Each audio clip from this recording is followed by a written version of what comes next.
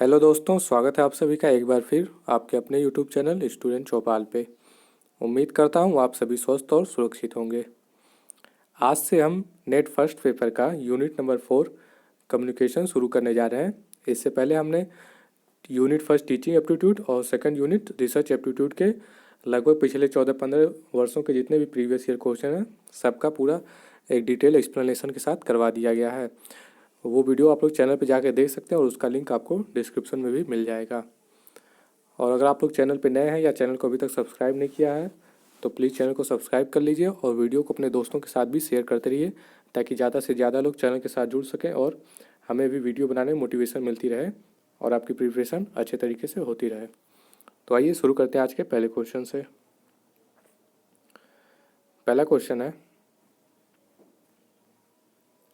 अभिकथन दिया है, शिक्षक द्वारा कक्षा में छात्रों को दिए गए आरंभिक संदेशों का बाद में अंतःक्रिया स्थापित करने के लिए महत्वपूर्ण होना आवश्यक नहीं है। और तर्क में कहा गया है कि संप्रेषण प्रक्रिया पर अपेक्षाकृत अधिक नियंत्रण का निहितार्थ छात्रों द्वारा अधिगम पर अपेक्षाकृत अधिक नियंत्रण है। तो इसमें आपको बताना है कि कौन सा सही अभिकथन और तर्क में कौन सा सही है कौन सा गलत है। तो आपका पहला दिया है, कूट में दिया है ए सही है लेकिन आर गलत है। फिर दूसरा दिया है ए गलत है लेकिन आर सही है। तीसरा है ए और आर दोनों सही है और आर ए की सही व्याख्या नहीं है। और चौथा दिया है ए और आर दोनों सही है लेकिन आर ए की सही व्याख्या नहीं है। तो इसमें अभिकथन में आपका कहा है कि शिक्षक द्वारा कक्षा में छात्रों को दिए गए आरंभिक संदेशों का बाद में अंतःक्रिया स्थापित का महत्वपूर्ण होना आवश्यक नहीं है। तो ये आपका बिल्कुल गलत है, क्योंकि जो शिक्षक शुरू में आपको जो भी बातें बताता है, जो भी आपसे इंटरेक्ट करता है, तो वो आपका एक मेनली होता है कि आपको एक भूमिका बनाता है, बैकग्राउंड आपके लिए बनाता है कि बात को कैसे धीरे धीरे आगे बढ़ाया जाए। तो ये आपका इसमें कहा है कि वो महत्वपूर्ण है, तो ये आपका बिल्कुल गलत है, क्योंकि जब तक वो एक अच्छा बैकग्राउंड नहीं बना लेगा, आपको चीज़ों के बारे में, चीज़ों की जो आपको पढ़ा है उसकी हिस्ट्री नहीं बता रहेगा, तो फिर आपको आगे कैसे बढ़ सकते हैं, आगे नहीं बढ़ा सकता। तो इसलिए आपका पहला कहा कि आवश्यक नहीं, तो ये गलत हो जाएगा। ठीक है। फिर तर्क में कहा गया संप्रेषण प्रक्रिया अपेक्षाकृत अधिक नियंत्रण का निहितार्थ छात्रों द्वारा अधिगम पर अपेक्षाकृत अधिक नियंत्रण है। तो ये भी आपका बिल्कुल सही है। अगर मान लीजिए कोई टीचर है, उसका संप्रेषण पे मतलब उसकी कम्युनिकेशन स्किल काफ़ी अच्छी है, तो वो अपनी बातों को या जो भी टॉपिक वो पढ़ाएगा वो स्टूडेंट्स को उतने अच्छे तरीके से बता पाएगा। तो जब वो अच्छा कम्युनिकेशन करेगा स्टूडेंट से, तो स्टूडेंट्स भी उसकी बातों को ज़्यादा अच्छे से समझ सकेंगे और ज़्यादा चीज़ों को सीख सकेंगे। तो आपका अभिकथन गलत है और तर्क आपका सही है। तो इसमें आपका करेक्ट ऑप्शन हो जाएगा ऑप्शन नंबर बी, ए गलत है लेकिन आर सही है। और अगर आप इंग्लिश में देखेंगे तो इंग्लिश में थोड़ा ऑप्शन इधर उधर है, तो इसमें आपका करेक्ट ऑप्शन हो जाएगा option number D, A is false but R is true. इसमें ये ऑप्शन होगा और हिंदी में आपका बी सही होगा। तो बढ़ते हैं अगले क्वेश्चन की तरफ। अगला क्वेश्चन है, कक्षागत संप्रेषण में कुछ उद्दीपकों की स्वीकार्यता और अस्वीकार्यता के बीच विभेदन किसका आधार है। तो पहला ऑप्शन दिया आपका चयनात्मक ध्यान, दूसरा चयनात्मक नैतिकता, तीसरा है निष्पादन की चयनात्मक अपेक्षा और चौथा है साथी समूहों के साथ चयनात्मक संबद्धता। तो इसमें आपको बताना है कि जो क्लासरूम में होता है उसमें आप एक्सेप्टेंस और नॉन एक्सेप्टेंस मतलब कैसे उसको आप डिफरेंस करते हैं कि क्या आपको एक्सेप्ट करना है, क्या आपको नहीं एक्सेप्ट करना है। तो इसमें आपको बताना है कि जैसे मान आप कोई स्टूडेंट्स हैं, क्लास कर रहे हैं, ठीक है, तो आप टीचर की बातों को सुनते हैं लेकिन उसमें टीचर की हर बात को आप मतलब एक्सेप्ट करने लायक नहीं रहती, उसमें हर चीज़ों को आप राज़ी नहीं होते। कुछ चीज़ों पे आपको अच्छी लगती है, उसको एक्सेप्ट करते हैं, या जो भी मतलब टीचर बोलता है तो उसमें जो रहता है कि सभी चीज़ें आपके मतलब वो टॉपिक से रिलेटेड नहीं रहती, कुछ चीज़ें आपके टॉपिक से रिलेटेड नहीं हो सकती हैं। तो ठीक है, तो इसमें आपको बताएं कि आपको मतलब कौन सा चीज़ एक्सेप्ट करें कौन सा नहीं करें। तो वो आप तभी कर सकते हैं, एक्सेप्ट और नॉन एक्सेप्ट आप तभी कर सकते जब आप टीचर की बातों को अच्छे से ध्यान से सुनेंगे। तो इसमें सबसे जरूरी होता है कि आप उनकी बातों को ध्यान से सुने। तो इसमें कहा है ऑप्शन में आपका दिया selective expectation of performance, selective affiliation of peer groups, और तीसरा दिया सेलेक्टिव अटेंशन, और चौथा दिया है सेलेक्टिव मोरलिटी। तो इसमें आपको जब अच्छे से ध्यान देंगे टीचर की बातों पे, तभी आप अपना एक्सेप्ट और नॉन एक्सेप्ट में डिफरेंस कर पाएंगे कि क्या आपको एक्सेप्ट करना है क्या नहीं करना। तो इसका आपका करेक्ट ऑप्शन हो जाएगा option number C, selective attention. ये आपका इंग्लिश में हो जाएगा और हिंदी में आपका हो जाएगा ऑप्शन नंबर ए, चयनात्मक ध्यान का। हिंदी का आपका ए ऑप्शन सही है, इंग्लिश में आपका सी ऑप्शन सही है। तो अगला क्वेश्चन है,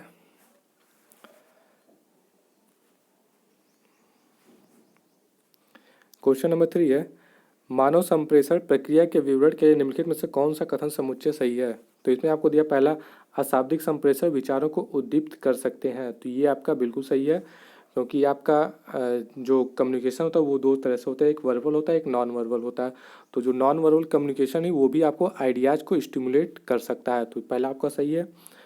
फिर दूसरा दिया, संप्रेषण एक अर्जित क्षमता है। ठीक, communication is a learn ability. तो ये भी आपका बिल्कुल सही है, क्योंकि संप्रेषण जो होता है वो आप सीखते हैं, वो आपको जन्मजात से नहीं प्राप्त होता है। आप धीरे धीरे एक कम्युनिकेशन एक तरह का प्रोसेस होता है, वो आप धीरे धीरे सीखते जाते हैं। तो ये भी आपका बिल्कुल सही है। फिर तीसरे में कहा, संप्रेषण एक सार्वभौमिक समाधान नहीं है। तो ये भी आपका ऑप्शन सही है, लेकिन थोड़ा डाउट है, फिर भी आप इसको छोड़ दीजिए, अभी सही मान के चलिए। फिर चौथे में दिया, संप्रेषण खंडित नहीं हो सकता है। तो संप्रेषण भी आपका, ये ऑप्शन भी बिल्कुल सही, क्योंकि जब आप कम्युनिकेशन का आप पढ़ेंगे कम्युनिकेशन को, तो उसमें उसकी जो विशेषताएं होती है, तो उसमें कहा गया कि संप्रेषण कम्युनिकेशन एक निरंतर चलने वाली प्रक्रिया है, जीवन भर चलने वाली प्रक्रिया है। तो इसलिए ये आपका जो कम्युनिकेशन होता है ये आपका निरंतर चलती रहती है हमेशा, ये खंडित नहीं हो सकती। तो आपका ये भी सही है। फिर पांचवें में कहा गया कि अधिक संप्रेषण का अर्थ छात्रों द्वारा अधिक प्रभावी अधिगम है। तो ये आपका बिल्कुल गलत हो जाएगा, क्योंकि कोई जरूरी नहीं कि जो अधिक संप्रेषण होगा, अधिक मतलब ज़्यादा कम्युनिकेशन होगा, तो उसका मतलब होगा कि अधिक लर्निंग कर रहे हैं स्टूडेंट्स। ऐसा भी होता है कि कई चीज़ें आपके टॉपिक से रिलेटेड नहीं रहती हैं फिर भी, लेकिन वो तो आपका कम्युनिकेशन में तो आ ही जाती हैं। लेकिन तो इसलिए यहाँ पे हो जाएगा कि more communication means more effective learning by student. तो ये आपका गलत हो जाएगा। फिर आपका लास्ट में कहा गया कि कक्षागत संप्रेषण के माध्यम से सीखे हुए का मूल्य छात्रों के लिए महत्वपूर्ण नहीं है। तो ये भी आपका बिल्कुल गलत है, क्योंकि जो आप क्लास में सीखते हैं, इसमें कहा है कि वो स्टूडेंट्स के लिए महत्वपूर्ण नहीं है, जबकि ये बिल्कुल गलत है, क्योंकि जो आप क्लास में जो सीखेंगे वही आपके लिए सबसे ज़्यादा महत्वपूर्ण होता है। तो ये ऑप्शन भी आपका गलत हो। तो ई गलत है, एफ गलत है। ठीक है, अब आप कूट में देख लेते हैं कौन कौन सा है आपका, मतलब ए, बी और डी, ये तो आपका क्लियर है, एकदम सही है। फिर आप देख लेते हैं इसमें कूट से, तो आपका ए, बी और डी किस में है। ए, बी, डी पहले में दिया है, फिर दूसरे में ए, डी दिया है, बी नहीं दिया है, तीसरे में ए, सी, बी डी भी नहीं, और चौथे में क्या दिया है आपका, बी डी दिया, ए नहीं दिया। तो आपका ए, बी, डी सिर्फ पहले ऑप्शन में, तो ए, बी, डी है। तो इसका मतलब आपका सी भी आपका सही हो जाएगा कि संप्रेषण एक सार्वभौमिक समाधान नहीं है। तो हिंदी में आपका करेक्ट ऑप्शन हो जाएगा ऑप्शन नंबर ए, बी, सी और डी। और इंग्लिश में अगर आप देखेंगे तो इंग्लिश में आपका दिया है ऑप्शन नंबर सी, ए, बी, सी, डी, ये आपका सही है। इंग्लिश में सी सही है, हिंदी में आपका ए सही है। फिर अगला क्वेश्चन है, कक्षागत संप्रेषण एक क्रियान्वितकारी प्रक्रिया है, ये आपका अभिकथन है। और तर्क में दिया गया है, कोई भी शिक्षक इस मान्यता के अंतर्गत कार्य नहीं करता कि छात्रों की अनुक्रिया स्वदेश होती है। तो आपका जो क्लासरूम कम्युनिकेशन होता है वो आपका एक ट्रांजैक्शनल प्रोसेस होती है, आपका बिल्कुल सही। ट्रांजैक्शन मतलब आप कह सकते हैं कि जैसे हस्तांतरण एक तरह का होता है। जैसे आप देखे होंगे बैंकों में जाते होंगे तो आप कहते हैं कि मनी ट्रांजैक्शन कर दिए, ठीक है। तो मनी ट्रांजैक्शन मतलब क्या होता है कि आप एक जगह से दूसरे जगह पे कर दिए उसको, ठीक है। तो इसी तरह होता है कि जो क्लासरूम कम्युनिटी, एक होता है टीचर होता है और एक स्टूडेंट्स होता है। तो टीचर के पास जो भी नॉलेज होता है वो अपना स्टूडेंट की तरफ ट्रांजैक्शन कर देता है अपने नॉलेज का। तो ये आपका बिल्कुल सही है, ठीक है। फिर रीजन में आपका कहा कि a teacher does not operate under the assumption that students responses are purposive. तो ये आपका बिल्कुल गलत है, क्योंकि जो टीचर रहता है वो मान के चलिए कि जितने भी स्टूडेंट्स आते हैं उसके यहाँ पढ़ने, उनका कुछ ना कुछ लाइफ में एक उद्देश्य होता है। वो मान लीजिए पढ़ने आते हैं तो उनका मेन उद्देश्य होता है कि वो एक अच्छे नागरिक बने, पढ़ लिख के अपने घर का नाम रोशन करे, कुछ एक अच्छी जॉब करें। तो ये सब एक उसके एक उद्देश्य होती हैं। वो इन्हीं उद्देश्य को लेके अपने पढ़ाई को आगे करता है, जो भी काम करता है वो एक उद्देश्य को लेकर मानता है। अगर टीचर ये मान के ना चले कि जो स्टूडेंट्स आते हैं उनका कोई उद्देश्य नहीं है, तो फिर वो उतने अच्छे तरीक़ों से पढ़ाएगा नहीं स्टूडेंट्स को। जब वो ये मान के चलता है कि जितने भी स्टूडेंट्स आए उनका एक लाइफ का एक गोल है, एक पर्पज़ है, तो वो उस हिसाब से स्टूडेंट्स को पढ़ाता है। तो ये भी आपका इसमें कहा कि अंतर्गत कार्य नहीं करता। तो ये आपका गलत हो जाएगा। तो आपका करेक्ट ऑप्शन हो जाएगा जो आपका अभिकथन है ए, ये आपका सही है और आर आपका गलत है। तो हिंदी में आपका ऑप्शन नंबर ए सही है और इंग्लिश में आपका देखेंगे तो ये ऑप्शन नंबर सी सही, A is true but R is false. फिर अगले क्वेश्चन है, तो अगला क्वेश्चन है आपको, इसमें भी वही अभिकथन और तर्क दिया है। तो इसमें दिया है अभिकथन में कक्षा में कुशल ढंग से संप्रेषण करना एक स्वाभाविक क्षमता है, मतलब एक नेचुरल एबिलिटी माना है। तो अभी हमने ऊपर आपको जस्ट बताया कि जो कम्युनिकेशन होता है वो आपका नेचुरल नहीं होता, वो आपको धीरे धीरे आती है, एक प्रोसेस होता है। ये आपका नेचुरल नहीं होता कि आप जैसे पैदा हुए उसके बाद आपको कम्युनिकेशन स्किल आ जाएगा। तो ये कम्युनिकेशन एक धीरे धीरे आती है। एक आपका ये आपका होता है अर्जित क्षमता होती है, ये प्रदत्त में नहीं आता है। तो ये आपका पहला ऑप्शन तो गलत हो जाएगा। फिर दूसरा दिया कक्षा में प्रभावी शिक्षण के लिए संप्रेषण प्रक्रिया का ज्ञान आवश्यक है। तो ये आपका बिल्कुल सही है, क्योंकि आप अगर इफ़ेक्टिव टीचिंग करना चाहते हैं तो सबसे पहले आपको एक अच्छा कम्युनिकेशन स्किल आना चाहिए, तभी आप अपनी बातों को स्टूडेंट्स को अच्छी तरह से समझा सकेंगे और स्टूडेंट्स भी ज़्यादा से ज़्यादा चीज़ें सीख सकेंगे। तो अब इसी में आप देख सकते हैं कि जो आपका अभिकथन और तर्क में दिया, पहले में कहा है कि ये एक नेचुरल एबिलिटी है। तो अगर ये नेचुरल एबिलिटी है तो फिर इस तर्क में कहा गया कि संप्रेषण प्रक्रिया ज्ञान आवश्यक है। तो जब नेचुरल एबिलिटी है तो उसके लिए ज्ञान की आवश्यकता ही नहीं है। तो यहाँ पे भी आपका विरोधाभास हो जा रहा है। तो इसलिए आपका अभिकथन गलत है और तर्क आपका सही है। तो आप करेक्ट ऑप्शन देखेंगे तो ए गलत है लेकिन आर सही है। तो आपका इसमें दिया है ऑप्शन नंबर बी, ए गलत है आर सही है। और इंग्लिश में आपका दिया है option number D, A is fast but R is true. फिर अगला क्वेश्चन है, एक उत्तम संप्रेषक अपना प्रस्तुतिकरण निम्नलिखित में से किससे शुरू करता है। तो पहला ऑप्शन दिया आपका पुनरावृत्ति पदबंध, दूसरा है सुगम पूर्वाभ्यास, तीसरा है जटिल प्रश्न और चौथा है नानुमति। तो जो एक अच्छा कम्युनिकेटर रहता है वो जब भी कहीं भी अपना प्रेजेंटेशन देने जाता है तो सबसे पहले वो क्या करता है, लोगों का अभिवादन करता है, उनका मतलब अपने प्रति उनके प्रति अपना जैसे कृतज्ञता प्रकट करता है। और जो भी है मतलब पहले बहुत आसान शब्दों में अपनी बातों को रखने की कोशिश करता है, एक बैकग्राउंड बनाता है, भूमिका बनाता है और लोगों को अभिवादन करता है, उनको अपने टॉपिक से जोड़ने की कोशिश करता है। तो ये एक अच्छे कम्युनिकेटर की क्वालिटी मानी जाती है। तो ये सब जो क्रियाएं की जाती हैं उसको हम लोग आइस ब्रेकर के नाम से जानते हैं। तो इसमें आपका करेक्ट ऑप्शन हो जाएगा ice breaker, option number D. ये आपका इंग्लिश में हो जाएगा आइस ब्रेकर और हिंदी में आपका हो जाएगा सुगम पूर्वाभ्यास। ये हिंदी में आपका बी सही है, इंग्लिश में आपका डी सही है। फिर अगला क्वेश्चन है, कक्षा में संवाद अनिवार्य रूप से होना चाहिए। पहला अमूर्त, दूसरा है गैर विवरणात्मक, तीसरा है काल्पनिक और चौथा है तदनुभूति। तो जो क्लासरूम कम्युनिकेशन होता है वो आपका होना चाहिए एम्पैथेटिक होना चाहिए, ऑप्शन नंबर बी। ये आपका ऑप्शन नंबर बी सही हो जाएगा इंग्लिश में, और हिंदी में आपका हो जाएगा ऑप्शन नंबर डी, तदनुभूतिक होना चाहिए। एम्पैथिक क्या होता है कि मतलब आप जैसे एक टीचर हैं तो टीचर क्या कहता है कि अपने खुद को एक स्टूडेंट के जगह पे रखे, समझे। जैसे मान ली कोई चीज़ वो स्टूडेंट्स को नहीं समझ में आ रही तो अपने आप को वो स्टूडेंट्स की तरफ रखे कि उनको क्या चीज़ें वो कैसे बताए कि उनको चीज़ें समझ में आए, ना कि वो जैसे अब एक टीचर है तो उसका लेवल हाई हो जाता है तो अगर अपने हिसाब से पढ़ाएगा तो वो बच्चों को उतना नहीं समझ में आएगा, बल्कि वो खुद को एक स्टूडेंट्स माने और उस हिसाब से अगर पढ़ाता है तो स्टूडेंट्स को ज़्यादा अच्छे तरीके से समझ में आता है। तो ये आपका एम्पैथिक हो जाएगा यहाँ पे, classroom communication should be essentially भी, ये आपका हो जाएगा ऑप्शन नंबर बी हो जाएगा इंग्लिश में, और हिंदी में आपका डी ऑप्शन सही है। फिर अगला क्वेश्चन है, किसी कक्षा में संवाद ग्रहण की संभाव्यता को निम्नलिखित में से किससे बढ़ाया जा सकता है। इसमें आपको पहला दिया सूचना भार में वृद्धि करके, दूसरा है उच्च डेसिबल के श्रव्य उपकरणों का उपयोग करके, तीसरा है दृष्टिकोण स्थापित करके और चौथा है विद्यार्थियों की अनभिज्ञता उजागर करके। तो जो आपका क्लासरूम का है संवाद ग्रहण की संभाव्यता, तो इसको बढ़ाने के लिए सबसे ज़रूरी होता है कि आप एक पहले एक बैकग्राउंड, जैसे स्टूडेंट्स के सामने आप एक कि जो भी टॉपिक पढ़ाना चाहे उसका एक जो ब्रीफ बैकग्राउंड क्या होता है, बैकग्राउंड क्या है, उसका हिस्ट्री क्या है, वो मतलब आप कुछ ऐसा प्रेजेंट करें कि जो स्टूडेंट्स हैं वो उस पर्टिकुलर टॉपिक से अपने को कनेक्ट कर लें। तो इस हिसाब से जब उनके सामने आप एक बैकग्राउंड रखेंगे या उनका जो व्यू पॉइंट होता है स्टूडेंट्स का, कि व्यू पॉइंट जानेंगे कि उनको इस टॉपिक के बारे में क्या आता है क्या नहीं, तो फिर क्या बताना, तो इस तरह का जो आप पढ़ाते हैं तो इससे जो होता है कि वो इफ़ेक्टिव आपकी टीचिंग हो जाती है। तो इसमें पूछा है कि classroom the probability of message reception can be enhance by, तो आपका इसमें हो जाएगा करेक्ट ऑप्शन हो जाएगा इस्टेब्लिश ए व्यू पॉइंट। मतलब आप एक स्टूडेंट्स के मध्य में अगर व्यू पॉइंट रखते मतलब चीज़ों को उनसे रिलेट करवाते हैं जो भी टॉपिक आप पढ़ाना, तो ये आपका ज़्यादा इफेक्टिव माना है। तो आपका हो जाएगा ऑप्शन नंबर ए सही है। इसमें आपका ऑप्शन ए सही है और हिंदी में आपका हो जाएगा ऑप्शन नंबर सी, दृष्टिकोण स्थापित करके, ये आपका सही है। थोड़ा ऑप्शन इधर उधर है हिंदी इंग्लिश का, तो आप लोग ध्यान दीजिएगा। इंग्लिश में आपका ए है और हिंदी में आपका सी सही है। फिर अगला क्वेश्चन है, शिक्षक और विद्यार्थियों के बीच परस्पर संवाद समीपस्थ जोन का निर्माण करते हैं।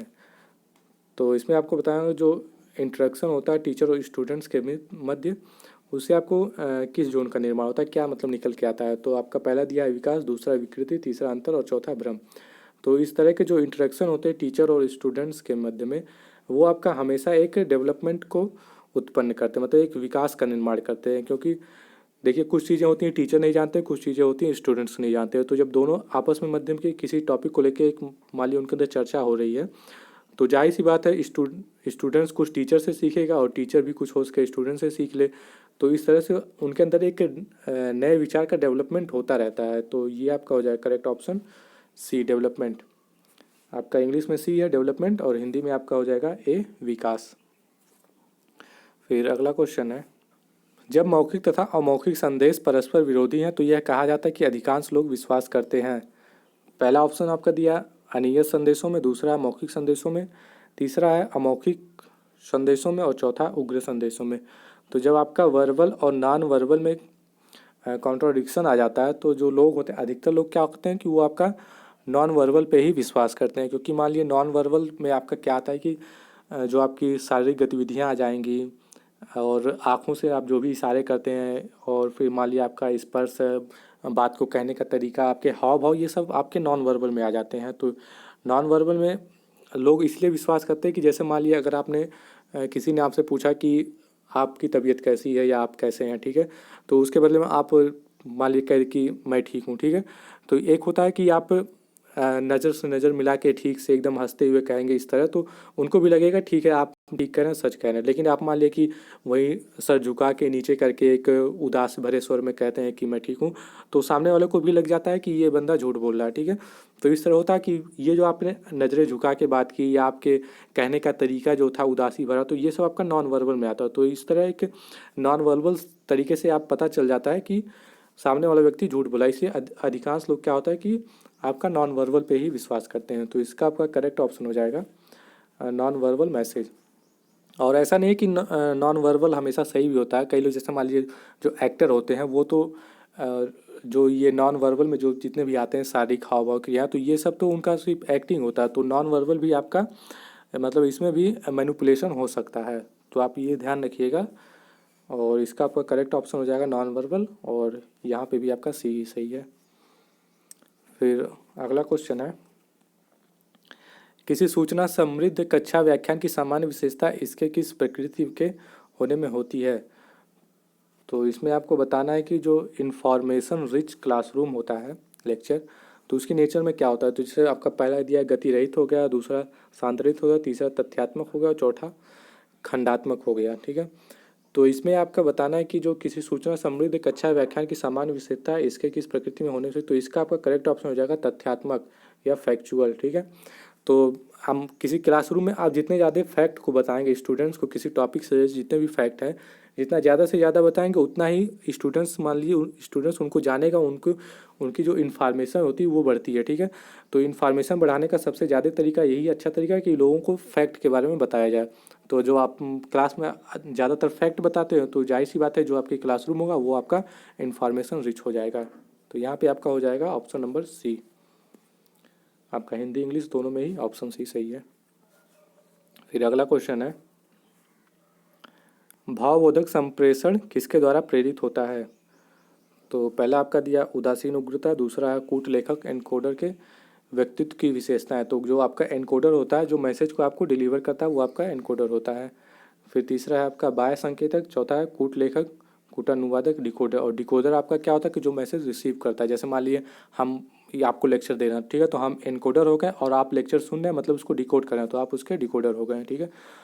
तो इसमें आपको बताना है कि जो एक्सप्रेसिव कम्युनिकेशन है उसके बारे में आपको बताना। तो जो एक्सप्रेसिव कम्युनिकेशन मतलब एक्सप्रेस करना, आप अपनी चीज़ों को एक्सप्रेस करें, चीज़ों को आप कैसे एक्सप्रेस करते हैं, अपने पर्सनालिटी से, अपने हाव भाव से। तो इस तरह जो आप एक्सप्रेस करते हैं, तो इसमें आप नॉर्मल क्वेश्चन है। तो जितने इसमें आपका करेक्ट ऑप्शन है कूट लेखक एनकोडर की व्यक्तित्व की विशेषता है, ठीक है। जो आपका एक्सप्रेशन है वो आपके मन एक्सप्रेशन आप कैसे दिखाएं, अपने चेहरे के हाव भाव से दिखाते हैं, कुछ ऐसी एक्टिविटी करते हैं जो आपके बॉडी से रिलेटेड हो। तो इस तरह के जो भी आते हैं तो उसी से आप अपने एक्सप्रेशन को शो करते हैं। तो इसी में आपको बताया एक्सप्रेसिव कम्युनिकेशन। तो आपका करेक्ट ऑप्शन हो जाएगा इनकोडर्स पर्सनालिटी कैरेक्टरिस्टिक्स। तो ये आपका करेक्ट ऑप्शन हो जाएगा। आपका दोनों में ऑप्शन नंबर बी सही है। फिर अगला क्वेश्चन है, सकारात्मक कक्षा संप्रेषण का परिणाम निम्नांकित में से क्या होता है। तो इसमें आपको होता है positive classroom communication leads to, तो पहला है दबाव और पीड़न, तो ये आपका बिल्कुल गलत हो जाएगा, क्योंकि जो एक पॉजिटिव क्लासरूम रहता है उसमें किसी बात का कोई दबाव नहीं होता है, किसी पे कोई उत्पीड़न नहीं किया जाता है। फिर तीसरा आपका दिया दूसरा आपका दिया समर्पण दिया, तो ये भी आपका गलत है, क्योंकि समर्पण कोई ज़रूरी नहीं है कि समर्पण मतलब एक तरह से समझिए कि टीचर जो भी कह रहा है स्टूडेंट्स उसकी सारी बातों को तुरंत वैसे ही मान लेना, तो ये भी आपका सही नहीं है, आपका पॉजिटिव क्लासरूम के गुण नहीं माने। क्योंकि अगर मान लीजिए टीचर कोई बात कर रहा है, स्टूडेंट्स उससे एग्री नहीं कर रहा, तो स्टूडेंट्स जो है अपने बातों को तर्क के साथ रख सकते हैं, तो ये भी आपका गलत हो जाएगा। फिर चौथा है आमना सामना, तो आमना सामना भी ये भी आपका गलत है, क्योंकि कोई ऐसा तो मान लीजिए युद्ध तो हो नहीं रहा कि टीचर स्टूडेंट्स में आमना सामना होगा, तो यहाँ पे ये भी गलत हो जाएगा। फिर आपका चौथा दिया है परसुएशन, तो जब आपका 3 गलत हो गया तो जाहिर सी बात है चौथा आपका सही हो जाएगा, तो यहाँ पे आपका करेक्ट ऑप्शन हो जाएगा अनुनय परसुएशन। फिर अगला क्वेश्चन है, कक्षा संप्रेषण किसका आधार है। Classroom communication is the basis of, तो पहला आपका दिया सामाजिक पहचान का, दूसरा है बाह्य निरर्थकताओं का, तीसरा है पूर्वाग्राही उदासीनता का और चौथा है सामूहिक उग्रता का। तो जब आपका क्लासरूम कम्युनिकेशन हो तो उसमें आपको सोशल आइडेंटिटी का आधार माना जाता है, क्योंकि क्लासरूम में आपके बहुत सारे बच्चे आते हैं, कई धर्म जाति के आते हैं और अमीर गरीब लगभग हर तरह के बच्चे आपको एक क्लास में मिल जाते हैं, तो यहाँ पे आपको एक पूरा सोशल पहचान आपका होता है, आपके सोसाइटी के बारे में आपको बताया जाता है, पहचान करवाया जाता है कि आपकी सोसाइटी कैसी है, समाज आपका कैसा है, तो ये सारी चीज़ें इसमें होती हैं, क्लासरूम कम्युनिकेशन में आ जाती हैं, तो ये आपका हो जाएगा सोशल आइडेंटिटी। तो आपका दोनों में Hindi English correct option A हो जाएगा सामाजिक पहचान का। फिर अगला क्वेश्चन है, प्रभावी संप्रेषण में पहले से यह माना जाता है, पहला है तटस्थता, दूसरा प्रभुत्व, तीसरा उदासीनता और चौथा है बोध। तो जो इफेक्टिव कम्युनिकेशन होता है, इफेक्टिव कम्युनिकेशन तभी होगा जब आपके अंदर एक बोध होता है, एक आप पूरे जो कम्युनिकेशन का जितने भी प्रोसेस होते हैं जिससे आपको अच्छे से पता है, तभी आपका एक इफेक्टिव कम्युनिकेशन कर सकते हैं। तो यहाँ पे प्री सपोज क्या है, क्या प्री सपोज किया था इफेक्टिव कम्युनिकेशन, तो आपका हो जाएगा अंडरस्टैंडिंग हो जाएगा करेक्ट ऑप्शन, तो ऑप्शन नंबर डी यहाँ अंडरस्टैंडिंग और बोध सही है। फिर अगला क्वेश्चन है, कल्पना कीजिए कि आप एक ऐसी शिक्षा संस्था में जहां लोग सामान्य परिस्थिति के हैं, ऐसी स्थिति में संप्रेषण की कौन सी पद्धति सबसे अधिक उपयुक्त है। तो आपको बताना है, पहला है क्षैतिज संप्रेषण, दूसरा ऊर्ध्व संप्रेषण, तीसरा कारपोरेट संप्रेषण और चौथा है प्रति संप्रेषण।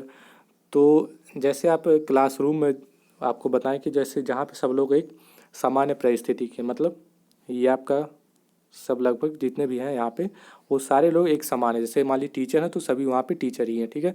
तो जो एक आपका स्कूल होता है, तो स्कूल में जितने भी टीचर होते हैं, मतलब एक सब्जेक्ट के टीचर मान लीजिए, जैसे ऐसे नहीं कि टीचर में मान लीजिए प्रिंसिपल भी आ जाए तो प्रिंसिपल को भी अलग रखिए, मतलब बस सब्जेक्ट की आप टीचरों को लीजिए।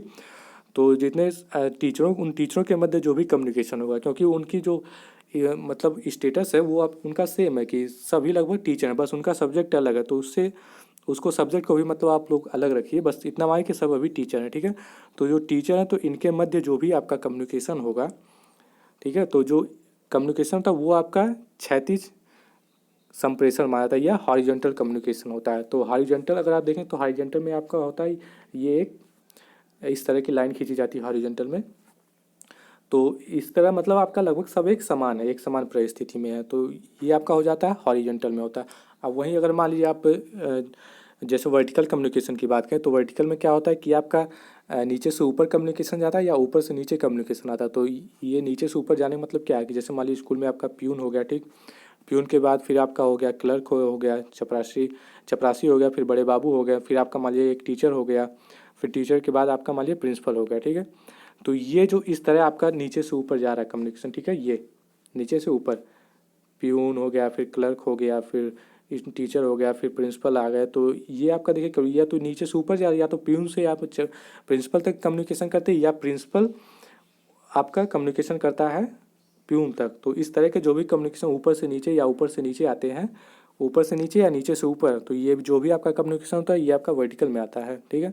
तो यहाँ पे आपका करेक्ट ऑप्शन पूछा है कि एक समान परिस्थिति पूछा है, तो एक समान परिस्थिति आपका क्षैतिज संप्रेषण में होता है या हॉरिजॉन्टल कम्युनिकेशन में होता है। और वहीं अगर कहेगा परिस्थिति सबकी अलग अलग होगी तो वहाँ पे आपका हो जाएगा ऊर्ध्व संप्रेषण या वर्टिकल कम्युनिकेशन। तो यहाँ पे आपका ऑप्शन ए सही है दोनों में। फिर अगला क्वेश्चन है, कक्षा में विद्यार्थियों को संबोधित करते समय अध्यापक द्वारा ध्यान में रखा जाने वाला महत्वपूर्ण तत्व को चिन्हित कीजिए। ठीक है, तो इसमें आपका पहला दिया है सानिध्य से बचना, दूसरा है वाक स्वराघात परिवर्तन, तीसरा है पुनरावृत्ति विराम और चौथा है स्थिर भंगिमा। तो इसमें आपको बताया जैसे कोई टीचर है विद्यार्थियों को संबोधित कर रहा है, ठीक है, तो उसमें उसको सबसे महत्वपूर्ण बातें क्या होती हैं। तो किसी जैसे मान लिया आप स्टूडेंट्स टीचर मतलब कोई भी लीजिए, कोई भी आपके किसी मान लिए कॉन्फ्रेंस में ही आप किसी को भी संबोधित कर रहे हैं, कोई जरूरी नहीं कि आपका टीचर और स्टूडेंट्स के मध्य, कहीं पर भी आप जाते हैं किसी मीटिंग में भी, वहाँ पे अगर आप संबोधित करते हैं लोगों को, तो उसमें सबसे ज़रूरी होता है कि आपका जो होता है वाक मॉड्यूलन या वॉइस मॉड्यूलेशन जो होता है आपका, ये आपका सबसे इम्पॉर्टेंट होता है। क्योंकि वॉइस मॉड्यूलेशन में आप क्या समझते हैं कि जैसे मान लीजिए आप किसी को संबोधित करें तो उसमें समय समय पे अपने जो आपकी वॉइस है, जो आपके बोलने का तरीका है, उसमें परिवर्तन करते रहना चाहिए। जहाँ पे आवश्यकता हो तो हो सकता है आप धीरे बोलिए, फिर जहाँ पे कहीं आवश्यकता पड़े तो आपका उसको थोड़े तेज़ आवाज़ में या थोड़ी बुलंद आवाज़ में बोलना चाहिए। इस तरह तो आप में जो समय समय पे परिवर्तन करते रहते हैं वो आपका वॉइस मॉड्यूलेशन ही आता है। इसी तरह आपका टीचिंग में भी होता है। टीचिंग में क्या होता है कि अगर मान एक टीचर आता है और अपनी बातों को धीरे धीरे एक समान स्वर में धीरे धीरे बोलता है, तो हो सकता है स्टूडेंट्स को सुनाई ही ना दे। हो सकता है कि जो स्टूडेंट्स हैं वो टीचर इतना धीरे बोल रहा है कि हो सकता है स्टूडेंट्स को नींद आने लगे। तो ये सब चीज़ें होती हैं। तो इसलिए होता है कि एक टीचर को अपने जो उसका वॉइस होता है उसको समय समय पे बदलते रहना चाहिए। जैसे आप मूवी वूवी देखते होंगे तो मूवी में क्या होता है कि जैसे एक होता है कि कोई इमोशनल सीन आ जाता है तो वहाँ पे लोग धीरे धीरे बात करते हैं या उदासी भरे बात स्वर में बात करते हैं। लेकिन वहीं मान लीजिए आपके जैसे कोई एक्शन सीन आ गया तो वहाँ पे एक हीरो को देखते हैं आप खूब तेज चिल्लाते हुए बोलता है, खूब डायलॉग मारता है बड़ी बड़ी, तो ये सब वहाँ पे उसका वॉइस मॉड्यूलेशन चेंज होता है। तो इस तरह आपको टीचिंग में भी करनी चाहिए कि आपकी आवश्यकता अनुसार आप अपनी वॉइस को चेंज करते हुए स्टूडेंट्स को ज़्यादा से ज़्यादा अच्छे तरीके से समझा सके। तो यहाँ पे आपका करेक्ट ऑप्शन हो जाएगा बी, वॉइस मॉड्यूलेशन, और हिंदी में भी आपका बी ही सही है। फिर अगला क्वेश्चन है, प्रभावी संप्रेषण में अवरोधक क्या है। तो जो बैरियर्स होते हैं उसको इफेक्टिव कम्युनिकेशन वो आपको बताना है। तो आपका करेक्ट ऑप्शन हो जाएगा इसमें पहला नीति प्रवचन, निर्णय परक होना तथा सांत्वना प्रदायी टिप्पणियाँ, ये आपका हो जाएगा करेक्ट ऑप्शन। ये सब आपके बैरियर्स माने जाते हैं। तो इफेक्टिव कम्युनिकेशन के और भी कई सारे बैरियर्स हैं, इनका अलग से एक वीडियो बना दूंगा। अभी तो आपका इसमें नीति प्रवचन, निर्णय परक होना और सांत्वना प्रदायी टिप्पणियाँ, ये आपका करेक्ट ऑप्शन है। आपका इंग्लिश में भी ऑप्शन है सही है। फिर अगला क्वेश्चन है, एक अध्यापक के रूप में कक्षा में आपकी प्रभावी उपस्थिति सुनिश्चित करने के लिए सर्वोत्तम विकल्प का चयन कीजिए। तो पहला आपका दिया है सहयोगी समादेश का प्रयोग, दूसरा है आक्रामक कथन करना, तीसरा है सुस्थापित भंगिमा का अंगीकरण और चौथा है प्राधिकारवादी होना। तो अगर मान लीजिए आप क्लास लेने जाते हैं तो एक टीचर के रूप में, तो एक टीचर के रूप में सबसे ज़रूरी ये होता है कि जो उसका बॉडी लैंग्वेज होता है, जो उसका मतलब बॉडी पोस्चर होता है, वो आपके सबसे ज़रूरी चीज़ें होती हैं। क्योंकि आप मान लीजिए क्लास में जाते हैं, अगर आप अच्छे से खड़े होके ब्लैक बोर्ड के पास खड़े होके उस पर लिख के बताते हैं तो स्टूडेंट जो है चीज़ों को अच्छे तरीके से समझ सकता है। आपके मतलब बॉडी पोस्चर पे आपका काफ़ी चीज़ें डिपेंड करती हैं। आपका बॉडी पोस्चर सही होगा तो स्टूडेंट्स हो उसका ज़्यादा से ज़्यादा चीज़ों को सीख सके। अगर आप मान लीजिए क्लास में जाते हैं कुर्सी पे बैठ के एक जगह धीरे धीरे बात करते हैं तो हो सके स्टूडेंट्स उनसे कुछ ना सीखें, उनको नींद आने लगे, वो आपकी बातें उनके समझ में ना आए, तो ये आपका गलत हो जाता है। तो इसमें कहा है कि जो आपकी प्रभावी उपस्थिति, तो प्रभावी उपस्थिति के लिए आपका होता है कि आपका जो adoption of well established posture, तो आपका जो पोस्चर होता है वो आपका वेल एस्टेब्लिश्ड होना चाहिए। एक टीचर को अच्छे तरीके से जाना चाहिए क्लास में, और एक लोगों को इंटरेक्ट करते हुए स्टूडेंट्स के साथ समय समय पे उनसे जो भी होता है कम्युनिकेशन करते करते अच्छे से समझाना चाहिए। तो ये आपका यहाँ पे करेक्ट ऑप्शन हो जाएगा ऑप्शन नंबर सी, सुस्थापित भंगिमा का अंगीकरण, और इंग्लिश में भी आपका सी ही सही है। फिर अगला क्वेश्चन है और लास्ट क्वेश्चन आज का, कक्षा संप्रेषण के संदर्भ में मनोवृत्तियाँ, कार्यों एवं प्रकटन को किस रूप में समझा जा सकता है। पहला असंगत, दूसरा शाब्दिक, तीसरा अशाब्दिक और चौथा अवैयक्तिक। तो जो आपकी मनोवृत्तियाँ होती हैं, एटीट्यूड्स, एक्शंस और अपीयरेंस, तो ये सब चीज़ें आपके नॉन वर्बल्स में आती हैं। वर्बल्स में क्या होता है कि आप शब्द यूज करते हैं, जबकि आपका हमारे एटीट्यूड तो एटीट्यूड में आप कोई शब्द यूज नहीं कर, एक्शन आप मतलब करके बताते हैं तो आप जो करते हैं तो उसमें भी आपको शब्दों का यूज नहीं होता है। अपीयरेंस मतलब दिखना, तो आप मान लीजिए किसी को दिख गए तो वहाँ पे भी आप कोई शब्दों का यूज किए नहीं तो वो भी आपका सब नॉन वर्बल में आ जाता है। तो यहाँ पे आपका करेक्ट ऑप्शन हो जाएगा ऑप्शन नंबर बी इंग्लिश में, और हिंदी में आपका हो जाएगा ऑप्शन नंबर सी अशाब्दिक। तो आज के लिए इतना ही दोस्तों, उम्मीद करता हूँ आपको वीडियो अच्छी लगी होगी, और वीडियो को अपने दोस्तों के साथ भी शेयर कीजिए और ज़्यादा से ज़्यादा लोगों को चैनल के साथ जोड़िए ताकि हमें भी मोटिवेशन मिलती रहे वीडियो बनाने के लिए और आपकी प्रिपरेशन अच्छे तरीके से हो सके। Thank you.